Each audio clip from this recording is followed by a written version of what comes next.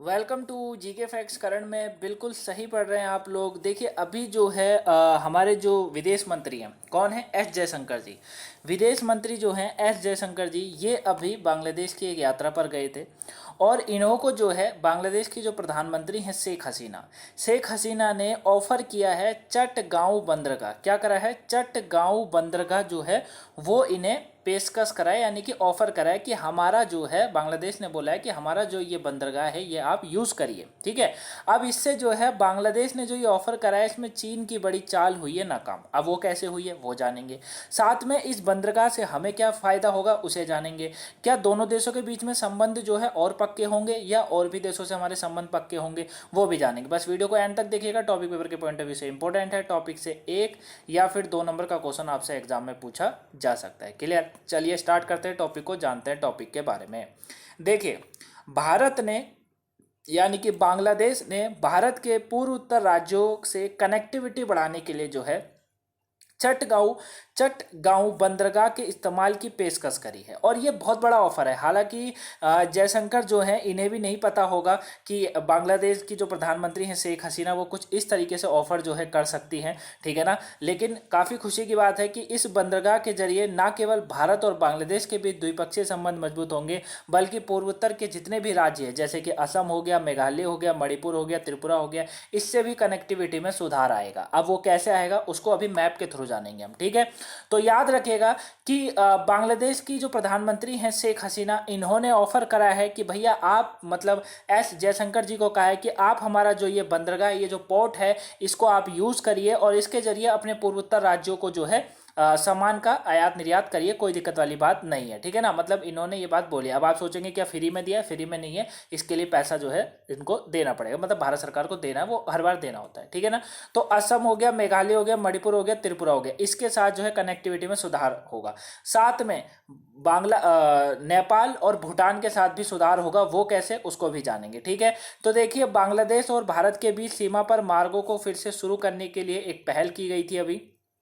और 1965 के बाद को भारत पाकिस्तान युद्ध के दौरान बंद कर दिया गया था। ठीक है ना। तब बांग्लादेश पाकिस्तान के पूर्व हिस्सा था, इसीलिए। ठीक। तो याद रखिएगा कि बांग्लादेश और भारत के बीच सीमा पर मार्गों को फिर से शुरू करने के लिए ये पहल शुरू की गई एक तरीके से। 1965 में जो है ये बंद कर दिया गया था इस पोर्ट को। इस पोर्ट के जरिए कुछ भी आयात निर्यात, क्योंकि भारत पाकिस्तान युद्ध के दौरान बंद कर दिया गया था। तब बांग्लादेश जो था वो पाकिस्तान का एक पूर्वोत्तर हिस्सा था। ठीक है। वहीं रक्षा क्षेत्र में सहयोग, और इसमें जो और भी मतलब बातें हुई थी, लेकिन ये पोर्ट वाली बात इंपॉर्टेंट थी, बंदरगाह वाली बात इंपॉर्टेंट थी। लेकिन और भी बातों पे यहाँ पर जो है बातें हुई थी, क्योंकि करीबन आधा घंटे तक मीटिंग हुई थी इनकी। ठीक है। जयशंकर जी की और जो है शेख हसीना की। ठीक। तो इन्होंने जो है रक्षा क्षेत्र में सहयोग और कुशियारा में फैनी नदियों का जल बंटवारा, वर्तमान कोविड-19 स्थिति, वैश्विक अर्थव्यवस्था पर रूस यूक्रेन युद्ध के प्रभाव को लेकर प्रमुखता से चर्चा की गई थी। मतलब ये भी मुद्दा था। ठीक है। लेकिन मेन मुद्दा क्या था? मेन मुद्दा था इस पोर्ट को लेके। क्यों था? इस पोर्ट को लेके जो था मेन मुद्दा था। चलिए अब इसको थोड़ा सा मैं आपको मैप के थ्रू समझाता हूँ कि आखिर में ये सब है क्या। देखिए, ये है चटगांव बंदरगाह। अब देखिए, ये आप मैप देखिए। होता क्या है कि भारत जो है, भारत को जब अंग्रताला हो गया या त्रिपुरा हो गया, अपने पूर्व उत्तर वाले जो राज्यों में कुछ सामान का निर्यात करना होता था, तो वो जो है कोलकाता पोर्ट से ही करता था। ठीक है ना। वैसे करने को यहाँ से भी कर सकता है, लेकिन कोलकाता पोर्ट से अब जो है करेगा। ठीक है। वैसे इस तरीके से करता था। अब होगा क्या, जब कोलकाता पोर्ट से करेगा तो ये जो है आसानी से यहाँ से तेजी से भी पहुँच जाएगा और सब जो है त्रिपुरा विरपुरा चला जाएगा। और यहीं से जो है ये नेपाल और भूटान में भी इसका क्या होगा, सामान को पहुंचाया जाएगा। क्योंकि नेपाल और भूटान जो है वो समुद्री वाले इलाके नहीं है, मतलब समुद्री वाले देश नहीं है, इसीलिए यहाँ जमीन के थ्रू, वैसे तो जमीन के थ्रू मतलब रास्ते से भी काफ़ी रास्ते हैं जिससे पहुंचाया जाता है सामान। लेकिन अब अगर इस पोर्ट की जो है अनुमति जो मिली है, अब यहीं से जो है पहुंचा दिया जाएगा। ठीक है ना। मतलब इस कोलकाता पोर्ट से निकाल कर सीधे ये जाएगा आपका चट्टग्राम इसका नाम हो चुका है यहाँ पर मैप में। मतलब चट्टग्राम पोर्ट दिया जाता है, क्योंकि बांग्लादेश में से चट्टग्राम भी बोला जाता है। ठीक है ना। तो चट्टग्राम पोर्ट है और इसके जरिए जो है पहुंच जाएगा। ठीक है। अब हालांकि हमारे जो संबंध है वो म्यांमार के साथ भी काफ़ी अच्छे हैं, हम म्यांमार के थ्रू भी जो है सामान भेज देते थे, लेकिन अब जब इसका पोर्ट की इजाज़त मिल गई तो हो गया है। बांग्लादेश ने ये ऑफर भी इसीलिए कराया क्योंकि बांग्लादेश को पता है कि भारत आने वाले समय में व्यापार के अगर मामले में बात करेंगे तो भारत बहुत तेज़ी से आगे बढ़ता जा रहा है, एक डेवलप देश होता जा रहा है धीरे धीरे। तो भारत के साथ व्यापारी संबंध रखना बहुत जरूरी है।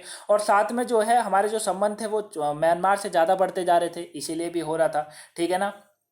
दूसरा, ठीक, तो ये याद रखिएगा। अब हो क्या रहा है, चाइना, जैसे कि मैंने आपको थंब में आपने पढ़ा होगा कि चाइना की नाकाम हो गई है कोशिश, क्यों हुई है?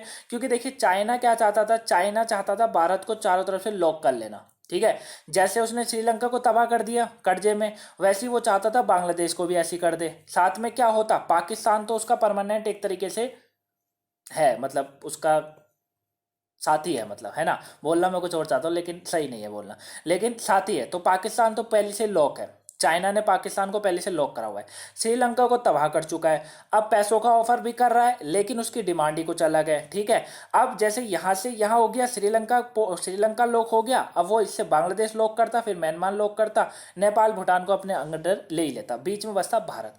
लेकिन जब ये ऑफर जो अभी हुआ है इससे बहुत बड़ा नुकसान हुआ है, किसको? चाइना को। ठीक है ना, क्योंकि जैसी बात है बांग्लादेश अब पूरी तरीके से हम पे निर्भर रहेगा। ठीक है, तो ये चीज़ आप आई होप अच्छे से समझ गए होंगे। ठीक है, ठीक, चलिए। अब देखिए एक चीज़ मैंने अभी आपको बताई थी कि जो है हम लोग नेपाल और भूटान को भी जो है सामान भेजते हैं, वो जो है इसी ज़रिए से भेजा जाता है। लेकिन ये सारे जो है समुद्री इलाके नहीं हैं, तो कैसे भेजा जाता है? एक योजना भी है, मतलब एक तरीके से 4 देशों की जो है योजना भी चलाई जाती है जिसको कहा जाता है BBIN। इसके ऊपर मैंने वीडियो आपको बनाकर दी हुई है, मोटर वाहन समझौता जो हुआ था उसके ऊपर दे रखी, नहीं देखी हो तो उसको देख लीजिएगा, सर्च कर लीजिएगा, मिल जाएगी आपको जीके फैक्ट्स करंट पे। ठीक है, तो BBIN जो है ये क्या है? ये है भूटान, बांग्लादेश, इंडिया, नेपाल समझौता। ठीक है, और इसके जरिए ही जो है जो समुद्री इलाके नहीं है, मतलब समुद्री शहर नहीं है, उन्हें सामान का आयात निर्यात जो है मतलब अपने ही सीमाओं से कराया जाता है। ठीक है, ये चारों देशों के बीच में चलता है। यहाँ पर भी आप देख सकते हैं चटगोंग पोर्ट ये रहा। ठीक है, यहाँ से आप देख सकते हैं कुछ इस तरीके से ये जो है पूरा मैप बनता है, ये बांग्लादेश इसमें बीच में आ जाता है। ठीक है, तो आई होप आप इसको अच्छे से समझ गए होंगे। एक छोटा टॉपिक था लेकिन इंपॉर्टेंट था। ठीक है, और अगर कोई डाउट होता है, आपका कोई क्वेश्चन हो तो उसे कमेंट बॉक्स में कमेंट करके जरूर पूछेगा, वहाँ आपको आंसर मिल जाएगा। PDF का लिंक इसका डिस्क्रिप्शन बॉक्स में दिया हुआ है गाइस, वहाँ से डाउनलोड कर लीजिएगा। अगर आपने सुबह की वोकेबलरी या फिर 10 बजे वाला करंट का टॉपिक नहीं देखा हो, देख लीजिए, पेपर के पॉइंट ऑफ व्यू से इंपॉर्टेंट वीडियो सारी देखा करो। इतनी बड़ी कोई टॉप वीडियो नहीं होती है क्योंकि व्यूज़ बहुत ज़्यादा कम आते जा रहे हैं हर वीडियो में। पहले स्टार्टिंग जब चैनल करा था तब तो अच्छे खासे व्यूज़ थे, लेकिन अब हालांकि फैमिली भी जो है यूट्यूब की सही है हमारी जीके फैक्ट्स की, उसके बाद भी जो है आप लोग वीडियो नहीं देखते हैं। वीडियो देख लिया करो, कोई इतनी बड़ी वीडियो तो होती नहीं है, आपकी नॉलेज के लिए ये सब कुछ, तो वीडियो को देखा करो, साथ में शेयर करा करो गाइस, ताकि और भी लोगों को पहुंच सके, वो आज के इस टॉपिक को जान सके। क्योंकि जब आप ये सारा काम करेंगे तभी तो हमें भी मोटिवेट मिलेगा ना, तो ये सब कर लिया करो। चलिए मिलेंगे नेक्स्ट वीडियो में, तब तक के लिए thank you for watching guys, have a nice day, thanks for watching. और हाँ, जो है वीडियो जब आप न्यू स्टूडेंटों को कहना चाहूँगा, जब चैनल को सब्सक्राइब करते हो तो बेल आइकन को प्रेस कर लिया करो। ठीक है, ताकि ऑल नोटिफिकेशन आपको मिले, फिर जो है आपको नोटिफिकेशन नहीं मिलता तो आप वीडियो वैसे भी नहीं देख पाते होंगे, तो बेल आइकन जरूर प्रेस करा करो। Thank you for watching guys.